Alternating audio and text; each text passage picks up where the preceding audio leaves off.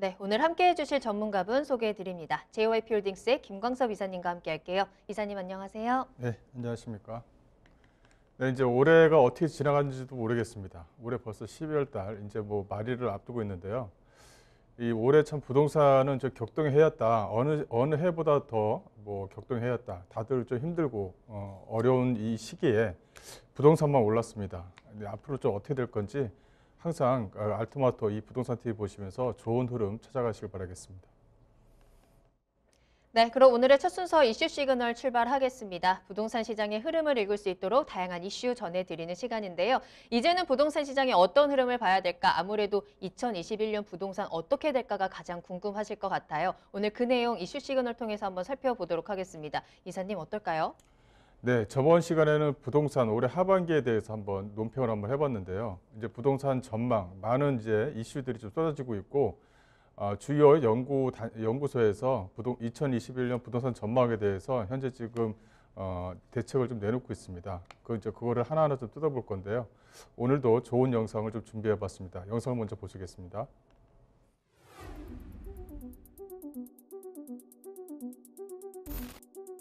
불장, 불같이 뜨거운 상승장이라는 말인데요.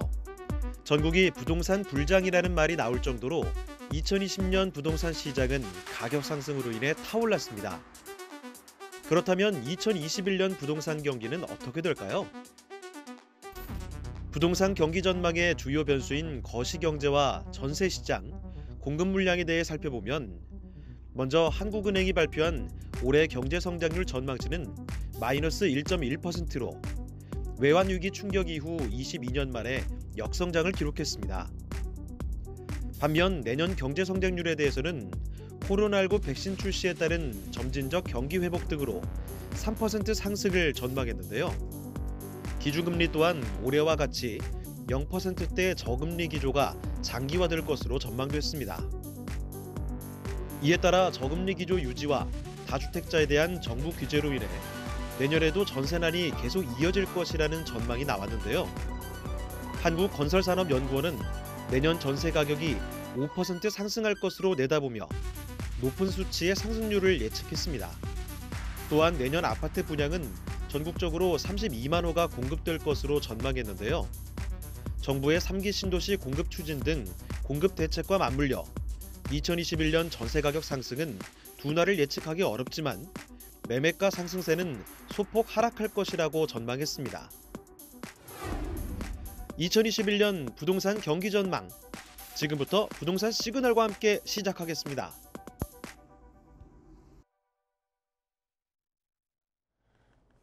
네, 이제 부동산 2021년 부동산 전망에 대해서 이제 간단하게 좀 이야기를 좀 해볼 건데요. 어쨌든 간에 뭐 부동산이라는 것은 뭐 수요와 공급의 원칙에 따라서 가격이 오르고 또 내리고 하는 겁니다. 뭐 서울이나 수도권 지역에 특히 서울 지역 같은 경우는 내년에 이제 입주 물량이라고 하죠. 분양 예정 물량이 아니라 입주 물량 자체가 올해부터 많이 좀 줄어들기 때문에 가격 상승폭이 좀 있지 않느냐, 또 크게 오르지 않겠느냐, 이 수요 공급에 대한 원칙만 본다면 가격 상승폭을 좀 유지를 할 수 있습니다. 하지만 정부 정책이라는 것이 있는 거죠. 이 정부 정책, 벌써 20몇 가지의 정부 정책을 내놨는데 앞으로도 부동산 가격이 오른다고 한다면 또 부동산에 대한 규제 대책은 또 끊임없이 나올 것입니다. 그럼 어떤 부동산 규제 대책에 임에도 불구하고 부동산 가격이 상승할 것이냐, 그거는 예단하기가 상당히 좀 어려운 부분이 있죠. 현재 지금 재산세에 대한 보유세에 대한 어떤 부분에 대한 강화라든가 이런 부분들이 상당히 좀 지속될 것이기 때문에 아파트를 매수하고자 하는 특히 서울이라든가 수도권 인근 지역에 서울과 가까운 수도권 인근 지역에는 가격 상승에 대한 어떤 거래량이 크게 증가하지는 않을 것 같습니다. 하지만 가격에 대한 모멘텀은 여전히 살아있고 또 뭐랄까요, 그 유동성 자금 또 이제 그 금리 인하, 지속적인 금리 인하 이런 것들이 유지가 되기 때문에 어떤 것이 우위가 돼서 가격 상승폭을 가져갈 것이냐 이런 것들이 좀 남아 있는 것 같아요. 하지만 그 수요에 대한 어떤 공급 물량이 기본 원칙이기 때문에 가격 상승폭은 유지가 되지 않겠느냐. 하지만 올해나 작년처럼 크게 상승폭을 유지할 수는 좀 없지 않겠느냐. 이런 의견들이 아마도 지금 현재 나와 있는 그런 추세인 것 같습니다. 그래서 아파트를 구입하고자 하시는 분들한테는 아마도 좀 더 전망을 하면서 좀 지켜보는 것도 나쁘지 않다. 이런 의견도 좀 내놓을 수가 있을 것 같아요. 이 또 하나는 전세 시장입니다. 이 전세 시장 같은 경우는 올해 이제 계약 갱신 청구권이 좀 이뤄지고 있었죠. 그래서 전세에 대한 물량도 이 입주 물량이 줄어드는 바람에 전세에 대한 물량도 줄어드는 것도 사실입니다. 하지만 계약 갱신 청구권이 7월 달부터 이제 진행이 되기 때문에 거기에 대한 효과가 지속적으로 또 유지가 될 것 같아요. 그렇다고 해서 현재 같은 경우는 매매가 상승률과 전세가 상승률을 비교해 봤을 때 이 전세가 상승률이 매매가 상승률을 초월을 했습니다. 이런 유지는 서울이라든가 이 수도권 인근 지역에서도 지속적으로 좀 유지가 될 것 같습니다. 그렇다면 갭 투자하시는 투자자 입장에서는 이 단기적으로 투자할 때 좀 유리한 거 아니냐 또 이렇게 볼 수가 있는데요. 근데 이것도 하나 더 참조하실 필요가 있습니다. 올해 12월 달에 전국적으로 분양 물량이 약 한 10만 건이 넘습니다. 그렇다면 2023년부터 입주 물량이 생기는데 입주 물량들이 2023년부터는 또 많아질 수가 있거든요. 그래서 그렇다고 해서 이것을 단기적으로 봐서 매수 시기를 좀 잡는 것은 좀 어렵다 이렇게 좀 판단이 들어요. 그래서 단기적인 어떤 투자 이런 입장으로 가시는 것보다는 지금 가지고 있는 아파트 또 이제 다주택자분들 또 이런 아파트들을 가지신 분들이 어떻게 지금 가지고 있는 이런 아파트들을 잘 유지하면서 끌고 갈 수 있느냐 이런 부분이 좀 남아 있는 것 같습니다. 그게 좀 지속돼야 되지 않을까 이런 부분을 좀 판단을 해볼 수가 있고요. 또 하나는 현재 그 무주택자들입니다. 이 무주택자 내년 7월부터 이제 그 사전 청약이 이제 진행이 되죠. 그래서 이제 앞으로 조례 없을 기회가 이제 찾아오는데요. 이 사전 청약 물량도 3기 신도시에서 내놓는 사전 청약 물량도 상당히 좀 중요하지만 이 무주택을 활용을 해서 끊임없이 청약에 대한 현장 이거를 항상 그 두들리고 또 이제 그 발품을 팔아가면서 지속적으로 두들겨 보는 것도 하나의 그 좀 좋은 효과를 좀 보지 않겠느냐 이렇게 좀 판단할 수가 있을 것 같습니다. 내년 전망에 대해서 좀 말씀을 좀 드릴 건데요. 일단 세력에서 나온 자료입니다. 이 세력에서 나온 자료가 도표가 상당히 좀 잘 되어져 있어서 이거를 이제 중점적으로 좀 진행을 할 부분인데요. 일단 부동산 경기 전망에 대한 어떤 변수가 좀 있죠. 가장 중요한 부분은 이제 코로나입니다. 이 코로나로 인한 어떤 경기 하강 이런 부분이 있는데요.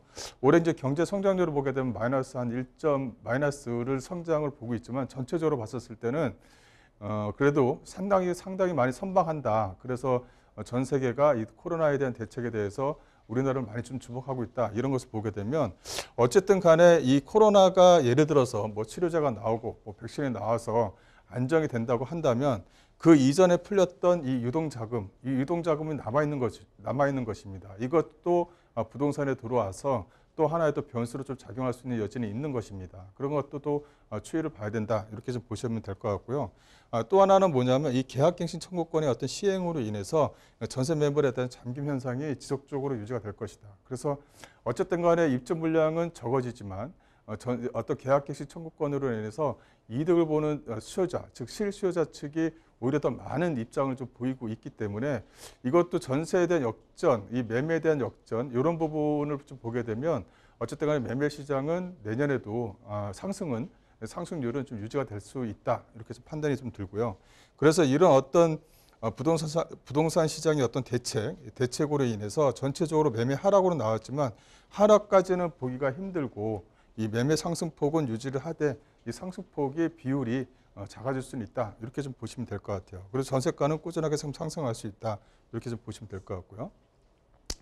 이제 올해 경제 성장률이 상당히 좀 중요한데요. 올해 같은 경우는 한 마이너스 한 1.1% 정도를 예상을 하고 있는 것 같습니다. 실질적으로 많은 그 한국은행이라든가 뭐 하나은행 또 그 KDI라든가 이 어떤 그 전망을 2020년도 초에 좀 내놨었는데 그래도 이제 비슷하게는 가는 것 같아요. 그래서 마이너스 1.1 정도의 어떤 경제 성장률 좀 선방을 하고 있다. 이 전체적으로 좀 이렇게 좀 보고 있는 내용이다라고 이제 보시면 될 것 같고요.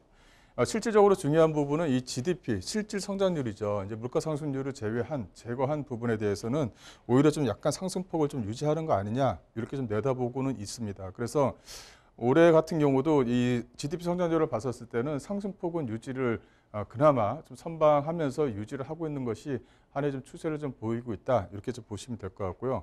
이게 이제 현재 이제 유동 자금이 이제 점차적으로 풀림으로 인해서 GDP에 대한 성장률은 내년에도 크게 또 유지가 되지 않겠느냐라는 의견도 포함이 좀 되어져 있는 부분이 있습니다.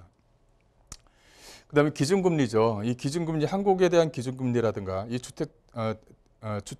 주담 대금 금리를 좀 보게 되면 어쨌든 간에 그 미국 기준 금리가 보게 되면 미국 금리가 이제 그 하향 안정세를 좀 보이고 있기 때문에 올해도 한국은행에서의 어떤 기준 금리를 하향 안정세를 좀 보고 있는 것 같습니다. 또 물가 상승률에 대한 인하라든가 이런 부분도 좀 참조를 해야 될 부분이 있고요.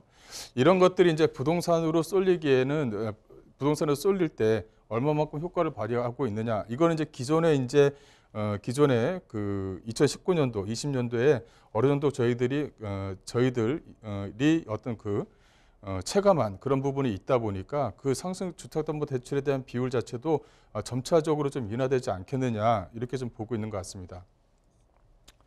그리고 수도권에 대한 매매가 대비해서 전세가 비율이 올해 같은 경우는 크게 상승을 한 것을 보일 수가 있습니다. 이거는 좀 지속되지 않겠느냐 이렇게 좀 보이고 있고요. 서울과 특히 이제 수도권 인근 지역의 어떤 그 전세가에 대한 상승, 이 비율 변화가 크게 좀 유지가 될 것이다. 이런 것을 어떻게 정부 정책에서 어떻게 잡아낼 것이냐 이런 것들이 계속적으로 숙제가 남겠죠. 어떤 대책을 또 발표를 할 것이고요.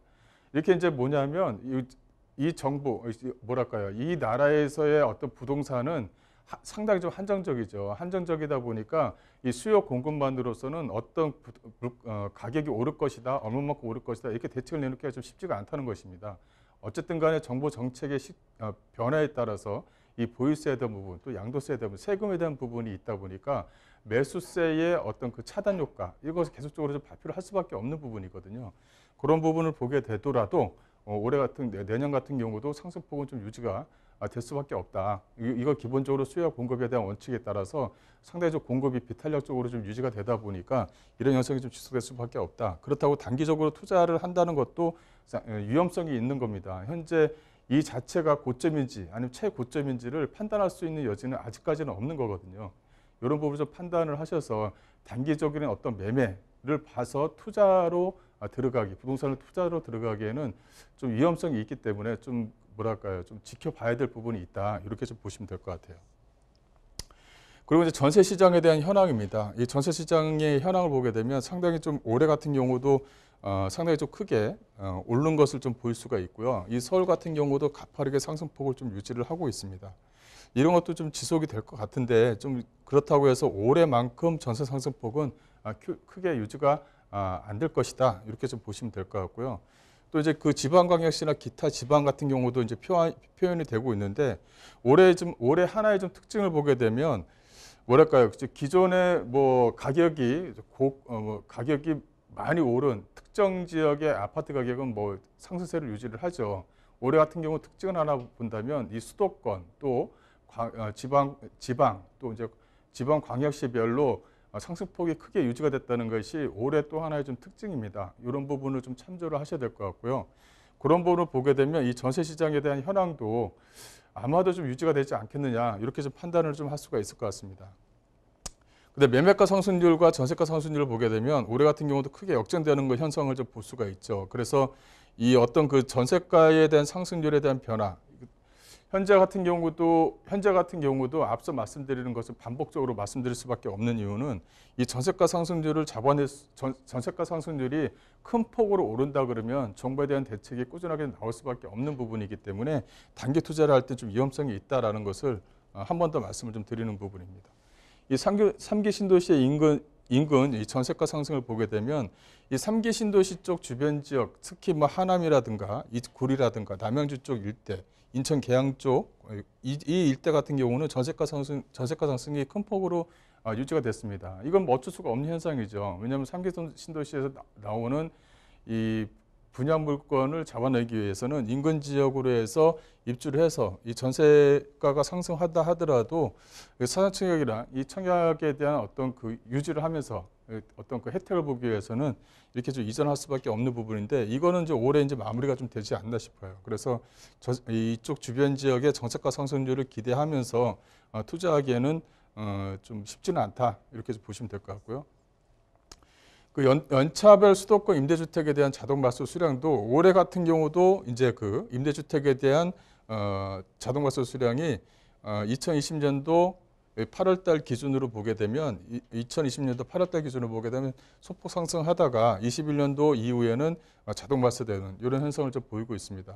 임대주택이 연도수가 좀 차지 않았다 하더라도 조건만 맞으면 임대주택을 자동 발수할 수 있고 매도도 할 수 있는 거죠. 그리고 또 내가 실거주하고 있는 이 아파트를 5년 내에 양도를 하면 되는 부분이니까 그런 어떤 세금 혜택을 위해서 임대주택에 대한 자동 발수 수량은 점차적으로 크게 증가할 것이다. 이렇게 좀 보시면 될 것 같아요. 그 기준점 자체가 약간 21년 정도 기준점이 된다. 이렇게 좀 보시면 될 것 같고요.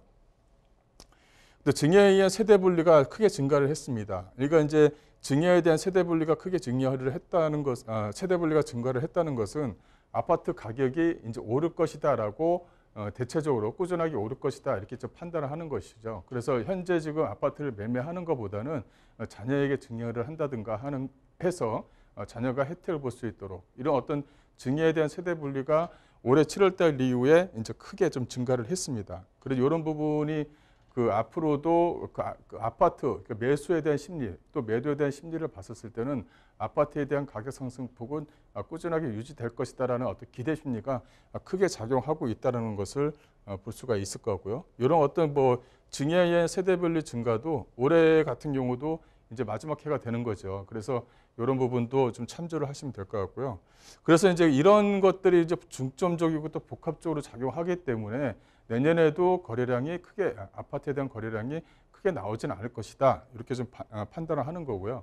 내년 6월 달을 이제 기점으로 해서 뭐랄까요? 그 일시적인 1가구 2주택이라든가 양도세의 어떤 혜택을 보기 위해서 매도를 하려는 또 올해 같은 경우도 그 세금에 대한 부분에 대해서 이제 고지가 나와 있는 부분이 있기 때문에 6월 달을 기점으로 한다는 게 뭐랄까 세금 고지를 받았을 때 이게 내가 감당할 수 있는 수준 범위 내다라고 판단하시는 분들이 꽤 많이 있으시는 것 같아요. 그래서 내년 1월 달 기준으로 6월 달을 기준으로 해서 매매 물량이 많이 쏟아질 것이다라고 기대를 했었는데 그런 부분은 좀 크게 없을 것이다 이렇게 좀 판단이 들고요. 그렇다면은 가격 상승폭은 쭉 꾸준하게 유지하되 전세가 상승률도 비례해서 오를 것이다. 이게 기본 원칙이고 그다음에 거기에다 어떤 정부 정책이 어떻게 나올 것이냐에 따라서 판단이 좀 약간 달리할 수 있다 이렇게 좀 판단하시면 될 것 같아요. 그 대출 활용 주택 구매율인데요. 이것을 가져온 이유는 이 30대와 40대의 구매 비율이 상당히 좀 많이 증가를 했다는 것입니다. 그래서 이제 그 과거에 그 50대, 60대를 기점으로 해서 뭐 대출을 활용해서 주택을 구입했던 비율이 50대에서 60대, 즉 실거주 쪽에서 좀 많이 있었는데 이 30, 40대 같은 경우가 이 주택 구매율이 높다는 것은 30, 40대의 다주택자의 어떤 비율이 상당히 좀 높아지고 있다 이렇게 좀 판단을 하면 될 것 같고요. 그래서 이제 내년에 이제 주요 이슈를 좀 보시게 되면 이 거시경제라든가 이 전세, 이 매매에 대한 이런 어떤 이슈입니다. 이 거시경제를 보게 되면 이 코로나19로 인해서 여건이 크게 악화될 것이다. 이렇게 좀 되어져 있는데요. 여건이 크게 악화가 된다 하더라도 현재 지금 대책이라든가 그 OECD의 전체적인 어떤 걸 봤을 때는 적정한 선에서 대체를 좀 잘 하고 있다 이렇게 좀 평가를 하고 있는 부분이 있고 거기에 대한 어떤 치료제라든가 백신에 대한 어떤 효과가 나온다고 한다면 거기에 대해서 어떤 그 불안 심리 요소를 크게 좀 제거를 할 수가 있는 거죠. 그렇다면 거시경제 입장에서는 내년 같은 경우는 유동성 자금이 더 많이 풍부해질 것인데 이게 과연 부동산에서 어떻게 흐름을 이끌 것이냐 이런 것들이 좀 남아있는 것 같습니다. 이 전세 같은 경우도 임차인의 권리보호 정책, 또 이로 인한 매물 잠김 현상 이렇게 좀 되어져 있는데 이 계약갱신 청구권에 대한 효과라고 좀 봐야 될 것 같습니다. 이 계약갱신 청구권에 대한 효과로 인해서 전세로 인한 매물 잠김 효과는 있을지언정 전세가에 대한 어떤 비율 상승 효과도 가져갈 수는 있습니다만 어떤 대책에 의해서 이 전세가도 안정세로 접어들 수 있지 않을까 이렇게 좀 판단이 좀 들고요. 매매 같은 경우도 정책으로는 매물 증가가 이제 나오는 부분이죠. 또 실제 수요와 달리 매수세가 좀 단절됐다 이런 부분이 있는데 요거 같은 경우는 정책으로 인한 매물 증가가 얼마만큼 나올 것인가에 대한 어떤 기대 심리가 좀 많이 줄어들었다 이렇게 좀 보시면 될 것 같고 실제 수요와 달리 매수세가 좀 단절됐다라고 이제 하고 있는데 거래량이 좀 크게 증가는 하지 않을 것이다. 올해 같이 내년에도 비슷하게 어떤 유지가 될 것이다. 이렇게 좀 판단을 할 수가 있을 것 같습니다. 그래서 내년 공급 전망을 보게 되면 22년 분양 물량가 약 한 32만 호 수준으로 이 전망을 좀 하고 있고요. 그런데 32만 호 수준으로 전망을 하고 있다 하더라도 서울에 대한 어떤 분양 물건 또 거기에 따른 어떤 입주 물건 자체가 상당히 좀 많이 떨어지죠. 올해나 작년 수준에 비해서 많이 떨어지는 부분이 있기 때문에 거기에 따르면 어떤 그 전세가에 대한 상승은 유지가 될 것이다. 그런데 어떤 정부 정책에 따라서 어떻게 나올 것이냐는 좀 지켜봐야 될 부분이다. 이렇게 해서 보시면 될 것 같고요. 또 이제 지방 도심 같은 경우는 이 정비 사업 쪽 위주로 좀 진행되지 않을까 싶어요. 그래서 대구라든가 부산, 대전 같은 경우도 이 정비 사업 위주로 해서 어떤 그 가격의 아파트 가격에 대한 상승에 대한 모멘텀은 잠재적으로 좀 가지고 있다. 이렇게 좀 판단을 하시면 될 것 같습니다. 그 내년 그 공급 물량을 좀 더 보시게 되면 입주 가능 물량이 적어서 매수세는 좀 둔화가 되고요. 주택 가격이 뭐 이렇게 하락을 좀 예상할 수가 있다고 하는데 하락을 예상하기에는 좀 쉽지가 않습니다. 현재 지금 주택 가격 같은 경우도 상승폭은 유지하되 상승폭이 올해만큼 크진 않을 것이다. 이렇게 좀 판단하시면 될 것 같아요. 또 입주 가능한 물량이 적어서 소량 매물이 강세가 좀 나오고 있는데 전세 가격 수요는 증가하나 매물 잠금으로 인해 상승폭은 유지가 될 것이다. 예, 전세 가격 수요가 증가를 하고요. 또 매물 잠김 현상으로 해서 전세 가격 상승률도 올해보다 내년도 크게 증가를 할 것입니다만 몇 번 반복을 드리지만 정부 정책의 시책에 따라서 물가 상승, 전세 가격에 대한 상승률을 어떻게 잡아낼 것이냐 이런 부분이 좀 남아 있는 것입니다.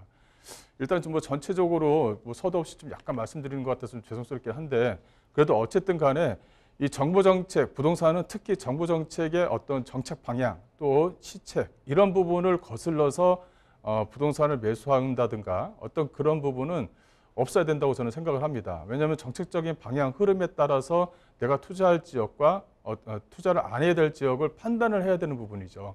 이 정부 정책의 수요와 공급만 봐서 공급 물량이 적다고 해서 어떤 시장의 어떤 변화에 따라서 가격이 오를 것이다 이렇게 단순하게 보는 것보다는 정부 정책의 방향이 현재 지금 지속적으로 기본적인 방향 틀이 흔들리지는 않았습니다. 지속적인 방향 틀을 가지고 있으면서 대책이 나오고 있는 그런 추세를 좀 보이고 있기 때문에 그런 어떤 정부 정책에 거슬려서 진행하시는 것보다는 정부 정책에 따라가되 어느 쪽 지역에 어떻게 투자를 해야 되는 것을 판단해야 될 것이다. 그래서 결론적으로 말씀을 좀 드리자면 단기적으로 투자하는 것은 상당히 좀 힘듭니다. 왜? 2023년부터는 입주 물량 자체가 크게 증가하는 부분이 있기 때문에 그렇죠. 또 하나는 내년 같은 경우는 7월 달부터 차선청약 물량이 나온다면 이 가수요로 빠지는 즉 주변 지역, 서울권 외의 기타 수도권 지역이라든가 이 지방 지역으로 빠지는 전세 수요자가 매매 수요로 매수 수요로 바뀌는 이런 현상은 아마도 지속이 되겠지만 크게 증가는 안 할 것입니다. 왜냐하면 사전청약 물량이 계속적으로 지속적으로 유지가 되는 부분이 있기 때문에 그렇죠. 이런 것을 판단할 때는 단기적인 어떤 투자 목적보다는 중장기적으로 또 실거주로 접근하시는 게 어떤가. 두 번째는 현재 가지고 있는 물건 자체, 다주택자라면 현재 가지고 있는 물건 자체를 어떻게 좋은 방향으로 잘 이끌어 갈 것이냐를 해야지 여기다 더 하나를 얹어서 뭐 하나를 첨가시켜서 진행하시는 것은 조금 좀 위험을 좀 가져가는 게 아니냐 이렇게 좀 판단을 하고 마무리하겠습니다.